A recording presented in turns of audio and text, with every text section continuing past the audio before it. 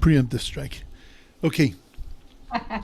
So again, just to put us back in our place, that this is Mishlei, I think it's class 19, the second parak.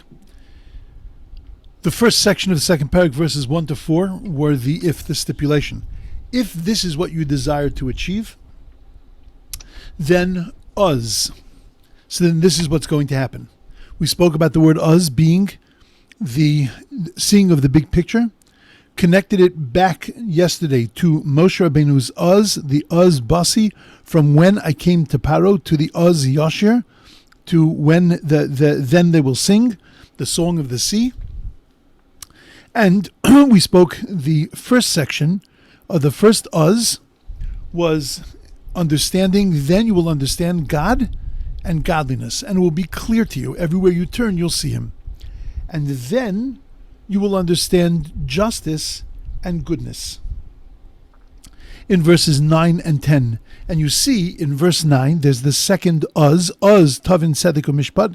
Then you will understand the paths of, you will understand righteousness and justice, u'meisharim kol ma'agal tov. And you will understand every good course. The reason why it's written as kol ma'agal tov is that sometimes even the magal is necessary. Sometimes to take the circuitous path, is also necessary. Tzedek u'mishpat is when things are yashar, when things are straight. And if you look carefully, you'll see Oz tavin tzedek u'mishpat u'meisharim kol magal tov.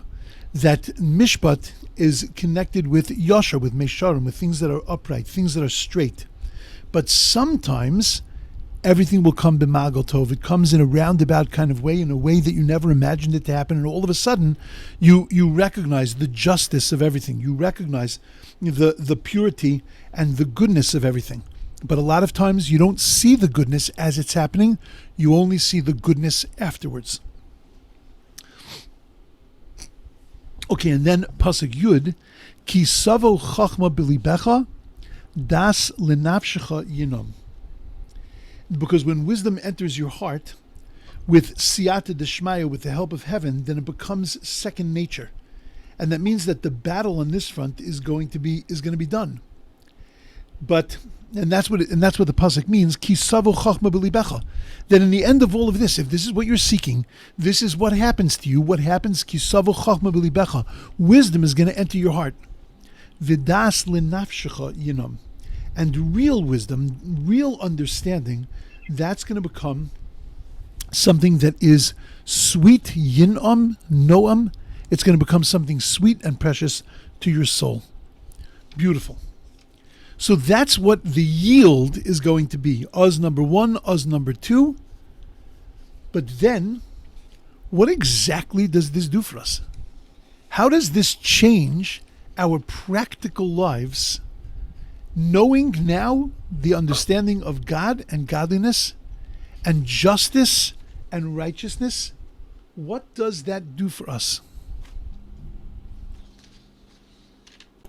Recording in progress. Okay. I was trying to do this. For those that joined a little late, that didn't have the notes in the chat, I put it up in the chat again. Okay. So what does this do for us? What is the purpose of all of this? So the purpose of all of this, look at Pasuk Yud Aleph. Mizima tishmor alecha, tivuna tin tzereka. That foresight is going to protect you. Torah is going to protect you. And discernment is going to guard you. Now the first thing is the word mizima.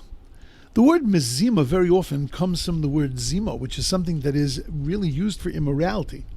And yet here it means thoughts of Torah, because we understand that that's directly what thoughts of Torah do. Mezima tishmor alecha. From the mezima you will be guarded. By going after Torah, by seeking this like a treasure, this being your goal, and reaching that goal, what it's going to do for you, what you have with you after you hit the 2 uzzes, what you're going to have with you is you're going to have the thing that's going to be shomer, that's going to guard you against mizima, against immorality. Immorality is a trap which us one and us two have the ability to overcome. Understanding godliness and understanding justice and righteousness, those are the tools that we need, those are the protections, the weapons that we need to be able to fend off the onslaughts that of immorality that are out there in the world. First, what's it going to protect us from? Psukim, Yud Beis, Yud Gimel, Yud Daled, and Tesvav.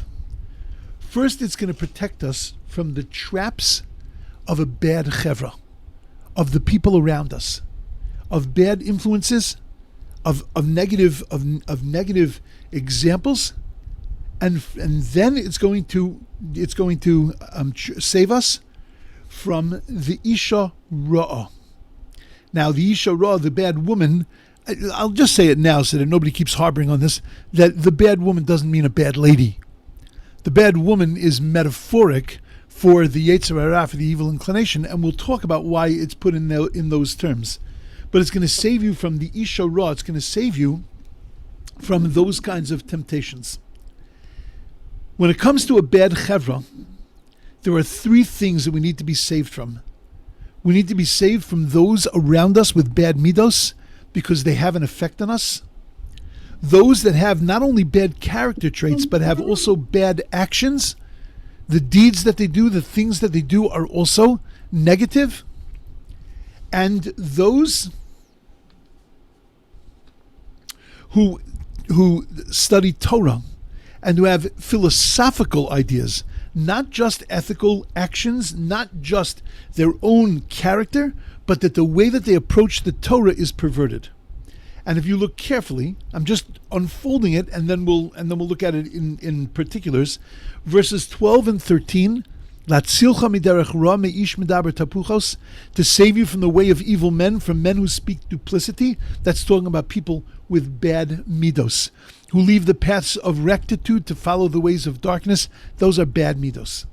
Pasuk Yud Daled, that's hasmechim lasos ra, who rejoice in doing ridiculous things, yagilu b'tapuchos ra, and they're going to insult in the duplicity of evil men. Those are those with terrible actions.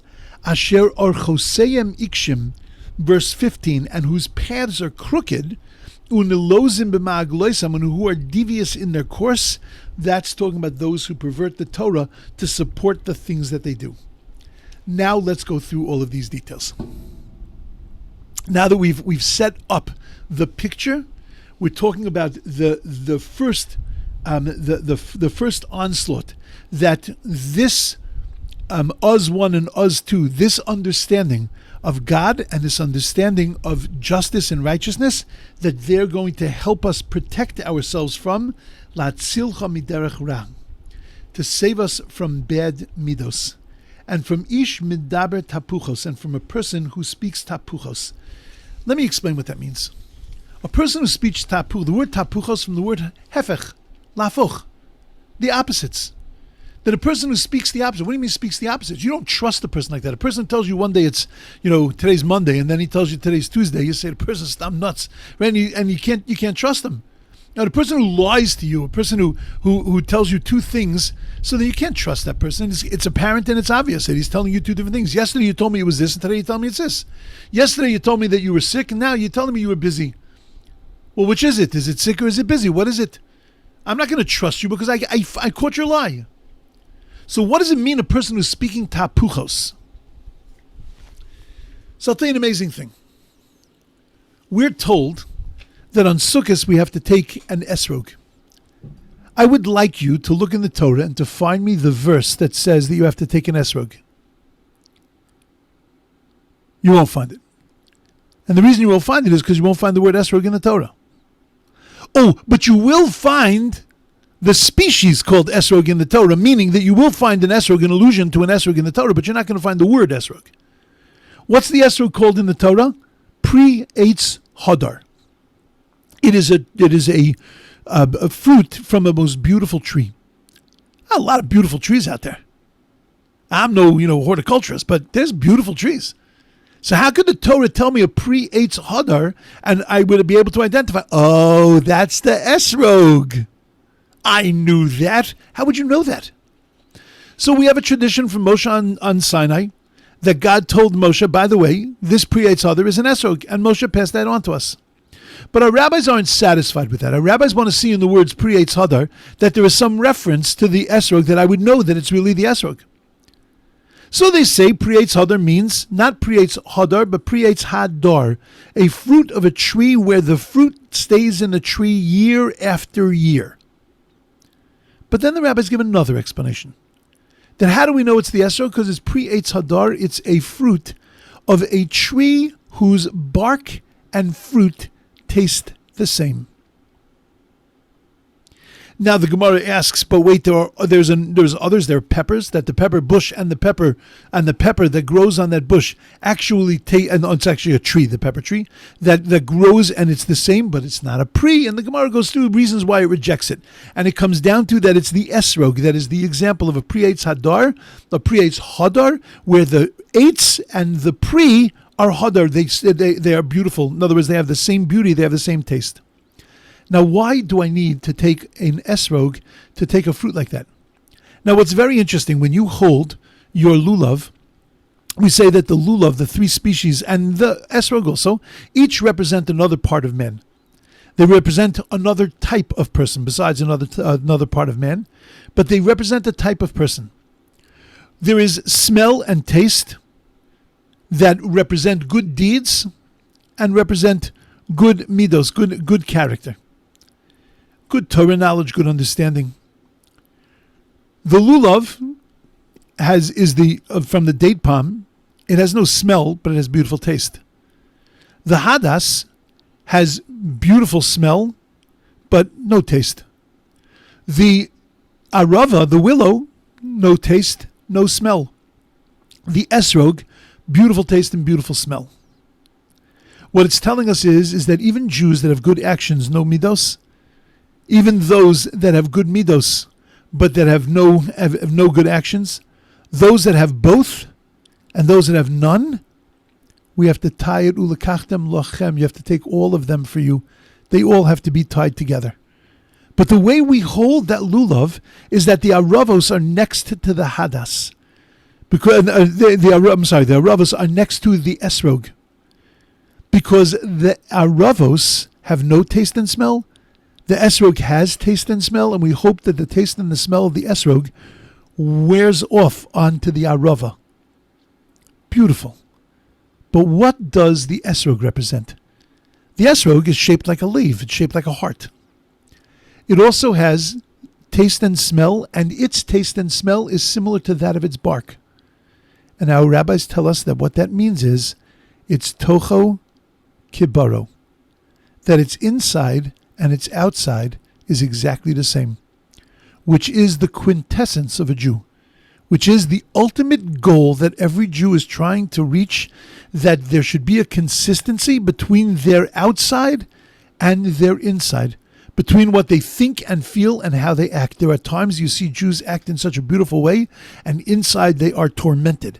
And there are times where you see a Jew that acts in a tormented way, but that's only because they haven't yet gotten control, but deep inside there are very beautiful midos there. At the end of the day, neither of those are good. It has to be that what is going on the outside is exactly what's going on the inside. Tocho kibaro. That is pre-Eitz Hadar. That's the most beautiful fruit in the garden, because the outside and the inside are the same. Talmud tells us a story of a Rabbi Gamliel. Rabbi Gamliel was deposed as the head of the academy, as the head of the Sanhedrin. And when he was deposed, for a variety of reasons, one of them being that they didn't like the way that he treated one of the other rabbis. When he was deposed, he had a policy for who could enter into the yeshiva to study. And the policy was only those people that were tocham kibaram, only those people that whose insides and outsides were exactly the same, only they could be admitted into the yeshiva. Anybody else couldn't get in. And there were very few students in the yeshiva. the finest, the best and the brightest. When he was deposed, they changed the entrance policy to the yeshiva. Anybody who had a desire to learn Torah, it didn't make a difference whether it was Tocham Kibarim, whether they were inside and outside the same, could come into the yeshiva. They had to add rooms and they had to add benches, and they were splitting at the seams. When Rabbi Gamliel heard about this, he felt despondent. Because Rabbi Gamliel said to himself, maybe I've been making a mistake all my life. Maybe my policy was wrong. Look at how many people wanted to come to the yeshiva. And one of the rabbis reassured him and said, it's just more benches, Rabbi. In other words, the quality hasn't improved. It didn't make it any better. It's just more people. There's just more bodies, more people filling the benches. It's beautiful, but now I have $1 million question. What was the entrance exam to Rabbi Gamliel's yeshiva? How do you prove Tocho Kibaro? How do you prove that what you feel is who you are, is how you act? I would imagine that scientists today could probably come up with some kind of sophisticated questions that you could ask a person and you could say, oh, I know that if you got a score between 7 and 9 that you're a person who's Tocho Kibaro. I'm sure they could come up with something like that, but he had nothing like that. What was the test that he gave to say you're a student, you're in? You unfortunately are rejected. So I once said this answer and subsequently found it in a sefer. His entrance exam was that he put strong guards at the door. And imagine this young kid comes, he wants to sit in the Beis Medrash, he wants to come and learn, and he gets to the Beis Medrash, and the guard looks at him and says, what are you doing here? And he barks at him. And the kid says, I came to learn Torah. And the guard barks at him and says, you can't come in and learn. And the kid is so overwhelmed and he's so intimidated. If he turns around and he says, oh, okay, sorry, and walks away, that means the commitment that he had internally was not the same as the commitment that he had externally. When he said to his parents, I'm going to learn in the yeshiva, there still wasn't the full commitment inside because he was able to be intimidated by that guard. But any student that looked at the guard in the eye and said, get out of my way, I'm going to learn God's Torah. You can't tell me that I can't go learn. That was somebody who was Tochei Kibare. That was somebody whose commitment was the same as their desire. That it wasn't just you had a desire on the outside, but you couldn't follow through on the inside. They were exactly the same Tocho Kibaro. They were a pre-Eitz Hadar. They were the most beautiful thing. And that's what the knowledge of God, us one, and the knowledge of the way the world works, us two, when that's clear to you, then you have that kind of commitment that nothing around you can push you off, because your internal commitment and your external actions and your external commitment are exactly the same. And therefore, lahatzilcha, it will have the ability to be able to save you from a derech ra, from an ish medaber tapuchos, from those people that are duplicitous, from those people who speak on the outside one way, but who are really thinking something the opposite on the inside. A miderech ra is somebody who is clearly bad. Ish medaber tapuchos, somebody who sounds great on the outside, somebody who sounds like they're amazing, but on the inside, something very different is going on. We know that Paro was called an Ish Tapuchos, because Paro would say to Moshe, I'm letting them go. They can go. Absolutely they can go. Totally committed. And then as soon as the plague would leave, Paro would change his mind. That's called an Ish Tapuchos. But you need to know that it's not just Paro that is an Ish Tapuchos. Ish Tapuchos can be a person that looks like a Talmud Chacham, like a Torah scholar. that looks like a religious person. Ish tapuchos, everybody can suffer from that.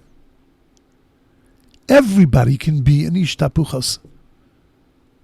And therefore we need to be saved from them, and we need to be saved from ourselves slipping into becoming an ish tapuchos.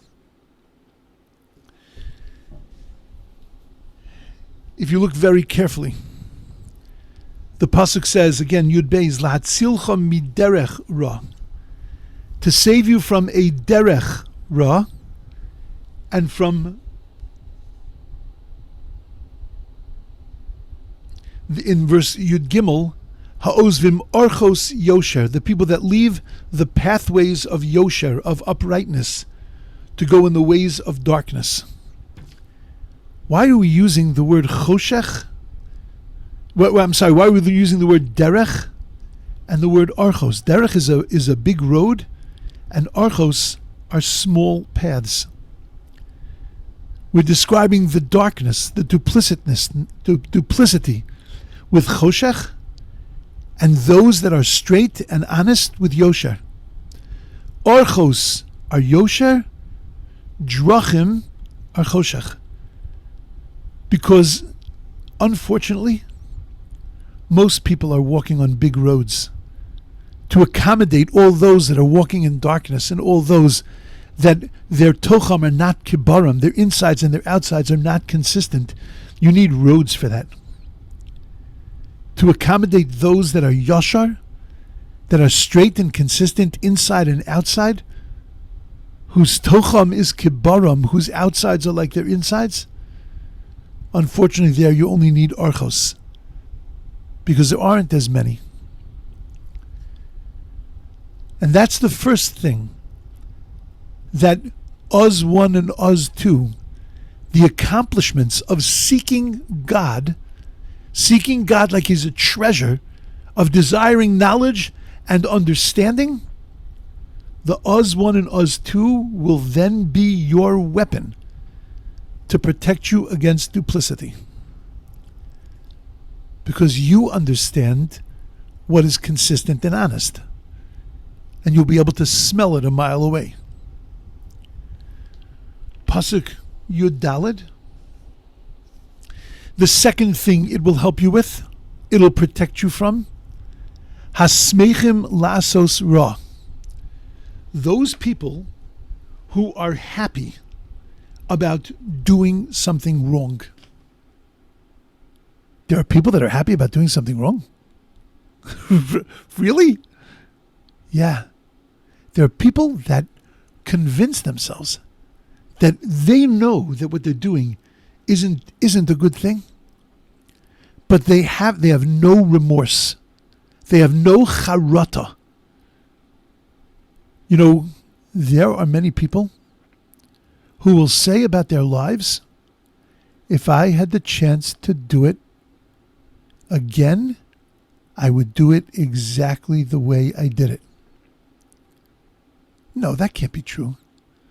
It could be I would marry the same person, and I would have the same career, and I would do the things that I do exactly the same. All of that was beautiful and amazing to me.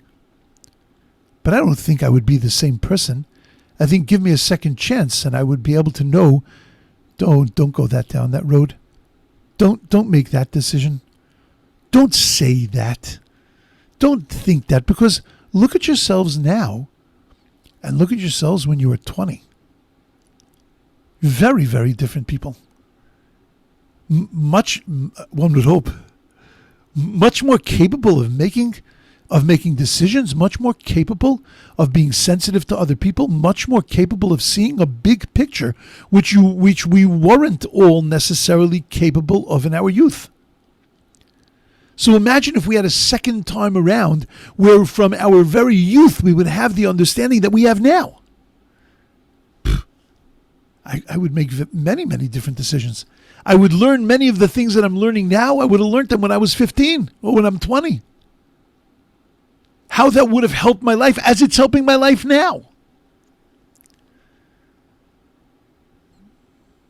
But there are many people who look at their lives and say, I would do it exactly the same way. Hasmechim lasos ra. Now they know they might have done things wrong, but they can't admit that, and therefore they justify it. And they say, well, I would have maybe done it differently, but I couldn't, and therefore it was okay the way it happened. It's all good. That sentence, I use it myself, but it makes me nuts. It's all good. No, it's not. It's okay, it's all good. No. I understand in terms of God, in the end, it's all hashkach. I get it. But it doesn't mean it's all good. Could have happened in better ways. It could happen differently. Yagilu b'sapuchos ra. Those people are going to rejoice with tapuchos ra, with getting away with evil, with masking it, with thinking that if I act one way, even though I'm a different way, I'm going to get away with this.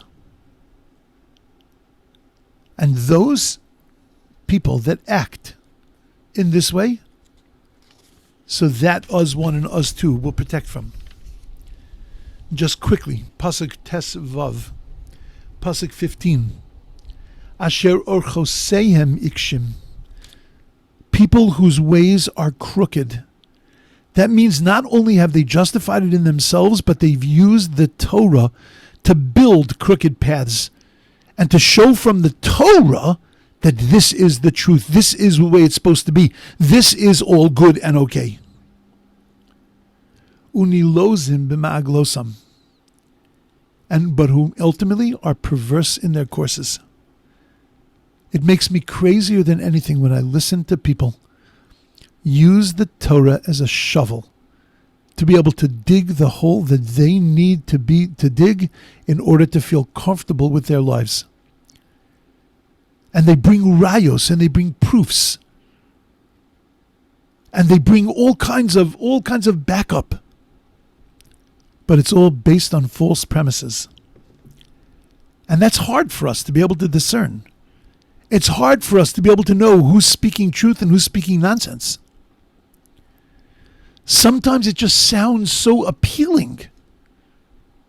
But its appeal is because it's so far off to the left that it's actually fallen off the table.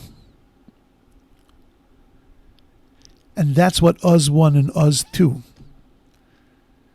The byproducts of opening ourselves to God and to Torah, what it will protect us against. It will help protect us against the perversions of Torah that exist out there. So again, this section, verse 13 and 14, verse 12 and 13, tell me that it's going to protect me against those with terrible midos, those with terrible characters, not necessarily terrible actions, but that are around me, the people that are duplicitous and that have rotten systems. It's going to help protect me against those whose actions are ra, whose actions are bad. And it's going to protect me against those who justify their lives, who justify their rebellions against God using Torah and Torah sources. And that's what the us is going to do for me, number 1. The second thing that us 1 and us 2 is going to do for me is protect me against an isha ra'ah, a bad woman. Next week. Tomorrow is Parsha. Next week we'll start with bad women. We'll start with this concept from verse 16, 17, 18, and 19, and then Yirtzeh Hashem finish the parak with verses 20 and 22. Okay. Amazing. Everybody should have a beautiful, wonderful, awesome day. And then Yirtzeh Hashem, we'll see everyone tomorrow. Take care, guys. Bye. Have a good day, everyone. Have a great day. Thank you.